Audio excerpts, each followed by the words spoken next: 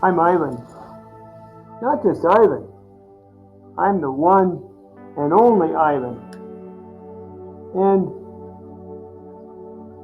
if you walk in my shoes, you'll see that I'm kind of stuck. I'm trapped.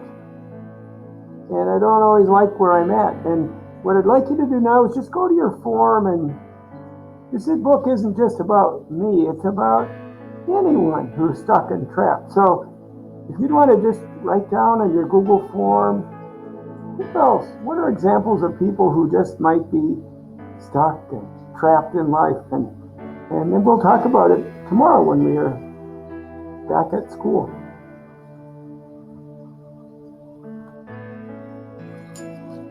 So as we read, always, like if you have a feeling or a thought or a question or prediction or something really important that you know, just pause the video and go to your Google form and write that thought down, because that's what reading is all about. That's what reading is all about. And this book is so incredible because it just takes us right to that mall and right into Ivan's cage. And reading brings a lot of feelings. So when you have those feelings, boy, especially share those. So then when we're back in school, we get to just share everybody's feelings, and it just kind of enriches the power of this book. So Yahoo to you.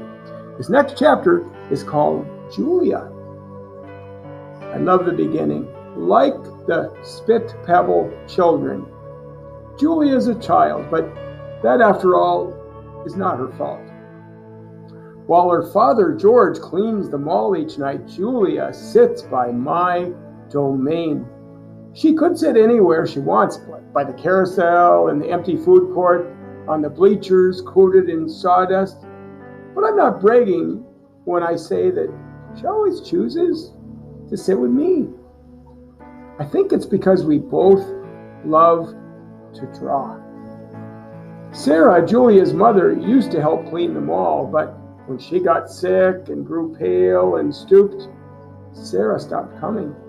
And every night Julia offers to help George, and every night he says firmly, "Homework, Julia. The floors will just get dirty again." Homework, I have discovered, involves a sharp pencil and thick books and long sighs. I enjoy chewing pencils, and I'm sure I would excel at homework.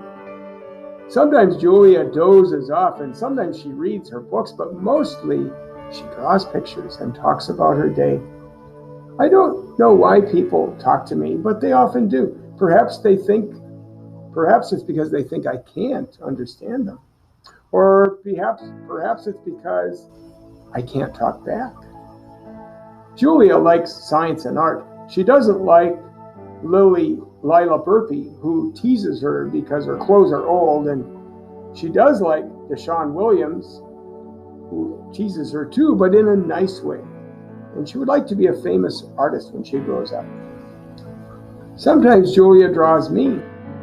I'm an elegant fellow in her pictures, with my silver back gleaming like the moon on moss. I never look angry, the way I do on the fading billboard by the highway. I always look a bit sad, though. Next little chapter is called Drawing Bob. I love Julia's pictures of Bob. She draws him flying across the page, a blur of feet and fur. She draws him motionless, peeking out from behind a trash can on a soft hill of my belly.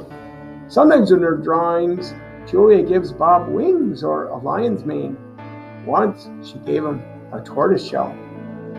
But the best thing she ever gave him wasn't a drawing. Julia gave Bob his name.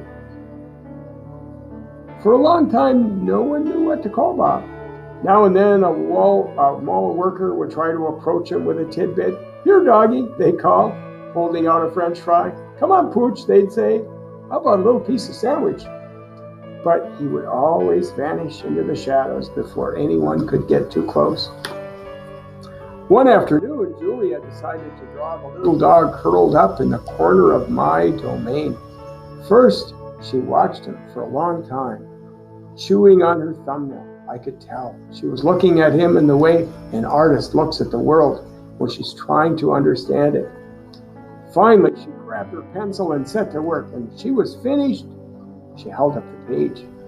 There he was, the tiny, big-eared dog. He was smart and cunning, but his gaze was wistful.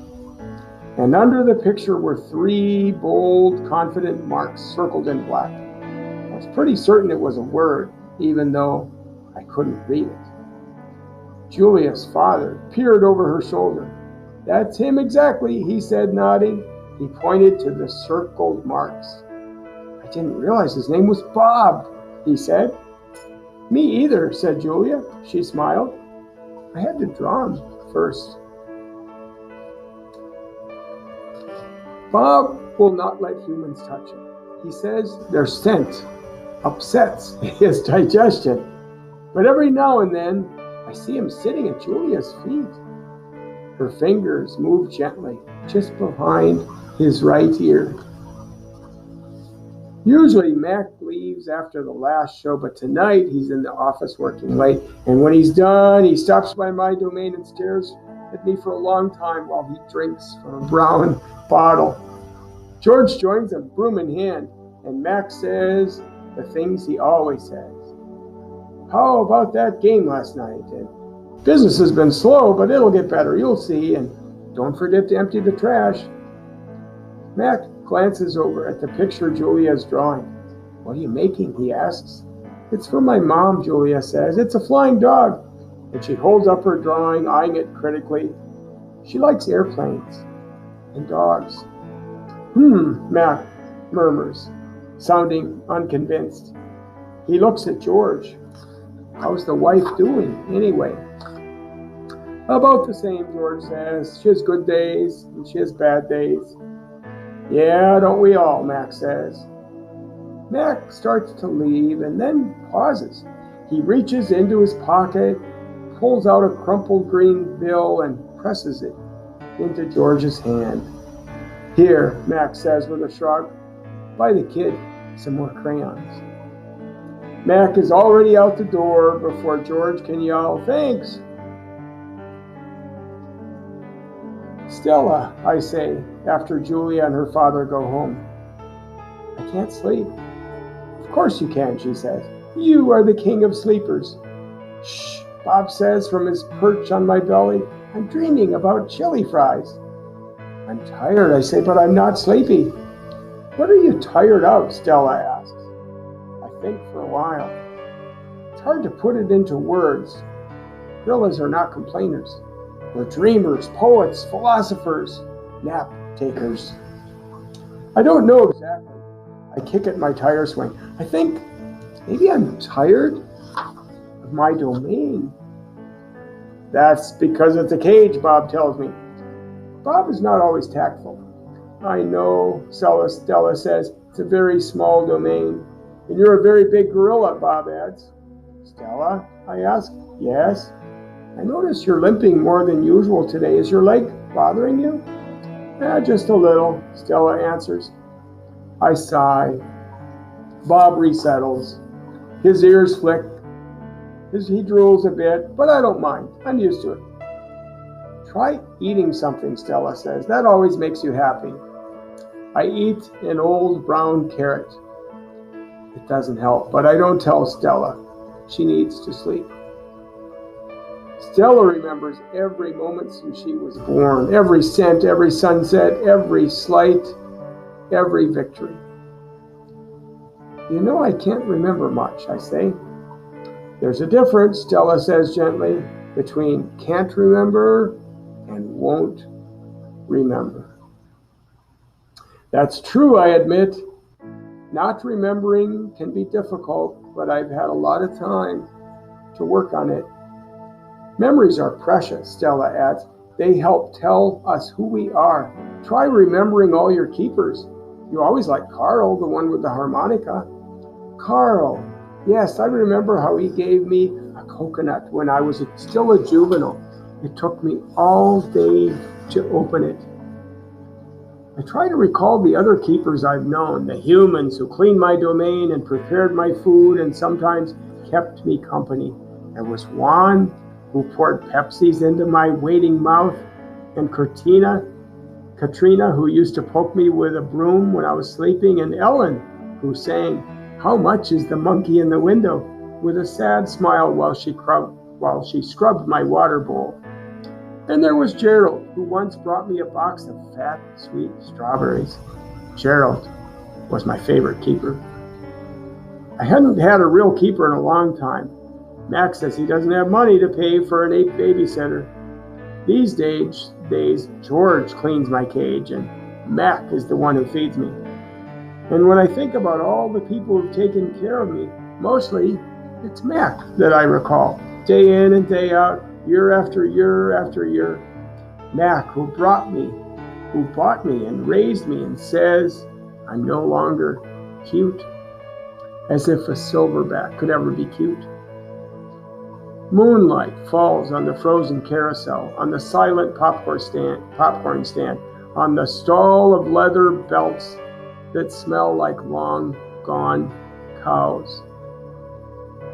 The heavy work of Stella's breathing sounds like the wind in the trees, and I wait for sleep to find me. That is the end of reading number 7. And so what I'd love to have you do now, if you haven't already, is just go to your Google form and just record all the things you have questions about and what you know and wonder, your feelings and your thoughts, because that's what good readers do. And feel free always to listen to this video again and record even more things. And then tomorrow we get to savor and talk about all those cool things that you wrote down. Awesome. See you later.